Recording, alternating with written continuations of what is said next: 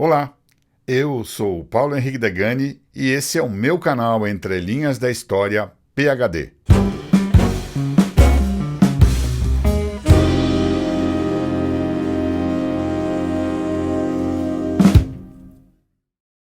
Hoje vamos falar sobre uma lenda mística de respeito e amizade. 3 personagens, um destino. Existe no Cemitério da Saudade, aqui em Itatiba, um jazigo no qual estão enterrados 3 antigos personagens da vida itatibense: Amélio Carneiro da Silva Braga, Agostinho Ventura e Ralino Zamboto. O que aconteceu para que isso se tornasse realidade? Foi um pacto? Uma lenda? Vamos descobrir nas entrelinhas da história. Vem com a gente. Antes de falarmos sobre isso, vejamos o que a história fala sobre os nossos cemitérios.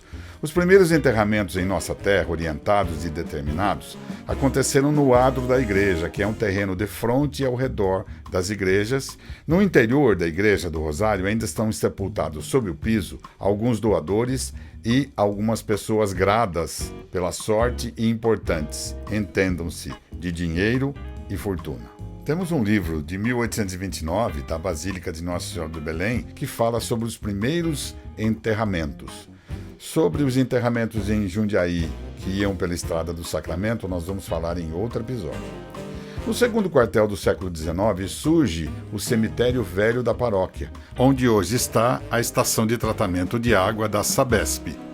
Nós temos também, em 1887, a instalação do Cemitério da Saudade, junto com o Cemitério do Santíssimo. Há também em Itatiba, hoje, o Cemitério Parque das Acácias, particular.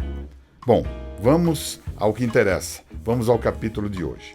O jazigo onde está enterrado Amélio Carneiro da Silva Braga, já castigado pelo tempo, não fazia jus à figura que foi. Inicia-se em 1942 uma campanha de subscrição popular para a feitura do novo jazigo, a qual se juntou grande parte da população, autoridades e artistas. A campanha termina em 1943 e já em 1944 o jazigo está pronto, construído pelo marmorista José Frediani. Amélio Carneiro da Silva Braga, o mais biografado dos 3, viveu em Itatiba num período de ebulição social e política, entre os anos de 1870 e 1896, quando morreu.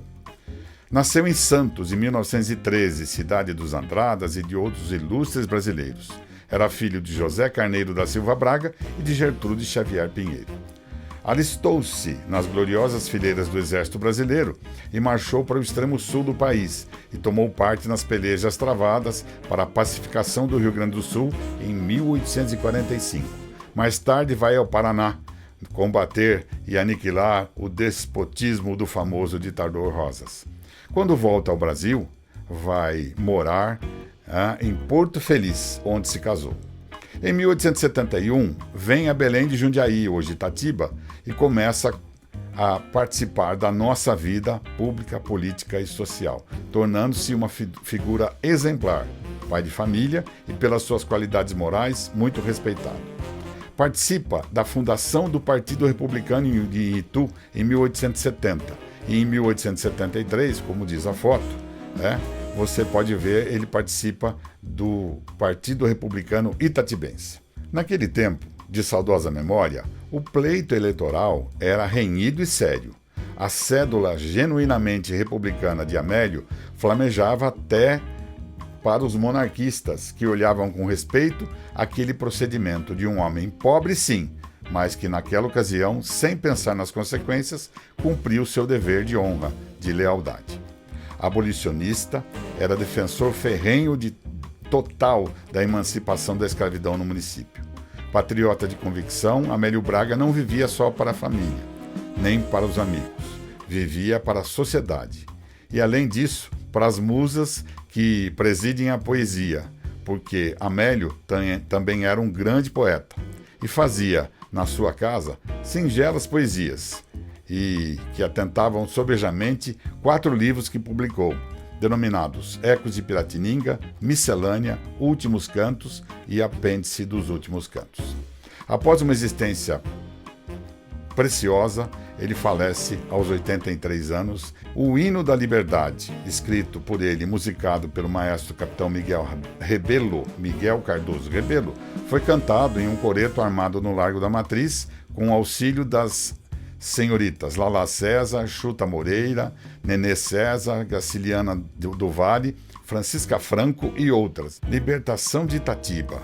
A sua poesia, uma ode, foi recitada por ocasião da libertação dos escravos no município de Itatiba, em 28 e 29 de abril de 1888.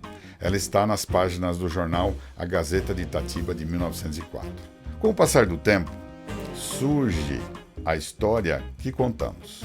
O fato é que, por motivos não esclarecidos, mas mantidos, firmou-se um pacto entre dois dos nossos personagens, para que, quando morressem, fossem sepultados também ali.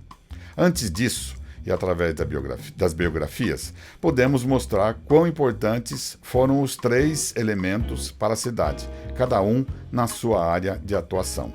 Conhecemos Amélio, vamos conhecer Agostinho e Ralino.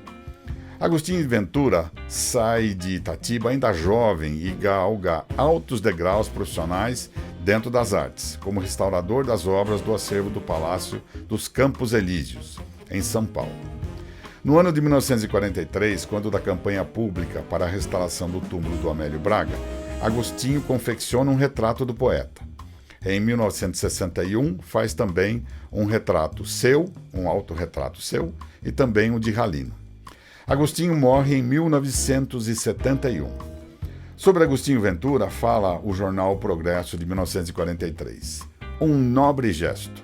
Agostinho Ventura é itatibense, nato. Nasceu no dia 2 de abril de 1894, na fazenda Chapéu de Sol, então de propriedade do saudoso Major Eugênio Joly.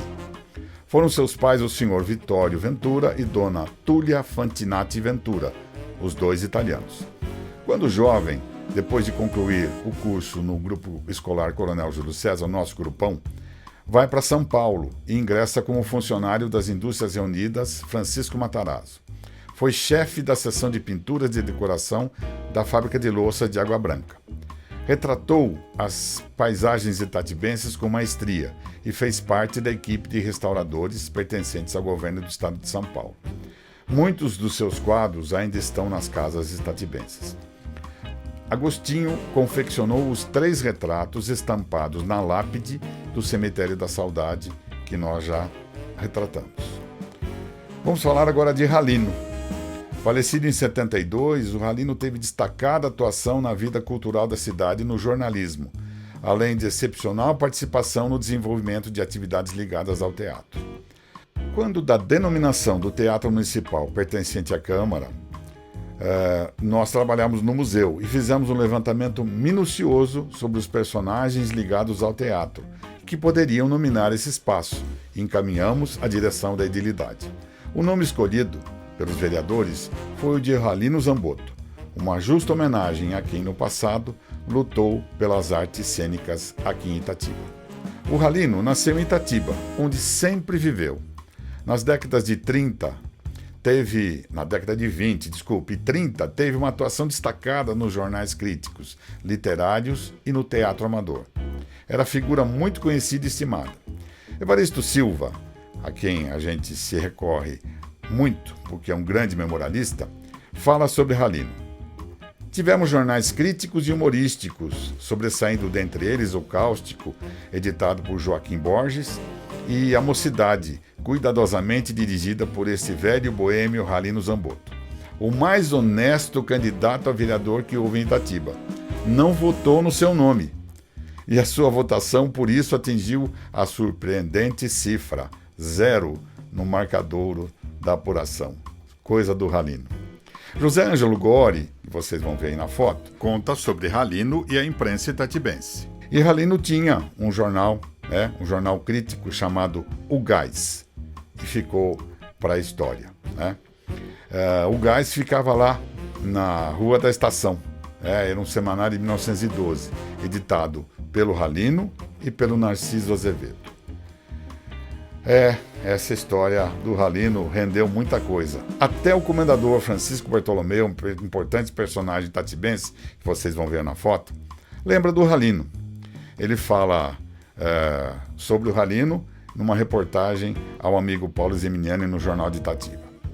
Fala assim: contador de episódios antigos de Itatiba, chefe de ranchos alegres que nem a morte entristeceu. Ator e diretor de teatro, teve vários grupos teatrais em Itatiba e numa dessas peças, sobre os festejos de São Pedro, Santo Antônio e São João, pediu ao pai de Francisco que tocasse harmônica. Foi a primeira vez que o Chico Bartolomeu viu a participação de um músico no teatro. Foi jornalista e mestre-sala do Recreio de Gani, construído em Itatiba em 1916. Vejam aí as propagandas. E o Chico termina dizendo assim: fui eu quem colocou a placa na sua sepultura, que já havia sido feita há muito tempo.